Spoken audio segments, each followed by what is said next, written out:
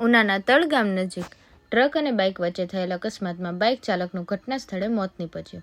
ઉના તાલુકાના તળ ગામ નજીક ટ્રક અને બાઇક વચ્ચે થયેલ અકસ્માતમાં બાઇક ચાલકનું ઘટના સ્થળે મોત નીપજ્યું છે, જ્યારે ટ્રક ચાલક અકસ્માત થયા બાદ ભાગી ગયેલ હોવાનું જાણવા મળેલ છે.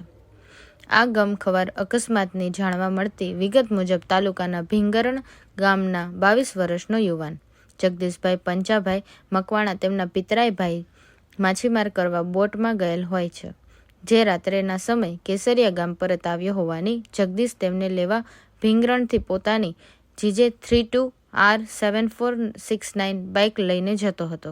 ત્યારે તળ ગામની માધ્યમિક શાળા પાસે ટ્રક નંબર GJ16AU6603ની પાછળ ઘૂસી જતા બાઇક ચાલક જગદીશે ગંભીર ઈજા પહોંચી હતી અને લોહીલોહાણ હાલતમાં તેમને ઉના સરકારી હોસ્પિટલ ખસેડવામાં આવેલ, જ્યાં ફરજ પરના તબીબે જગદીશને મૃત જાહેર કરતા પરિવારમાં આભ ફાટ્યું હોય તેવા દ્રશ્યો સર્જાયા હતા.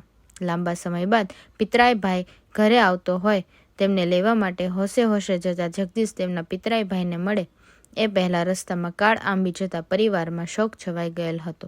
જ્યારે અકસ્માત સર્જાયા બાદ ટ્રક ચાલક પણ ત્યાંથી ફરાર થઈ ગયેલ હોવાનું જાણવા મળી રહ્યું છે.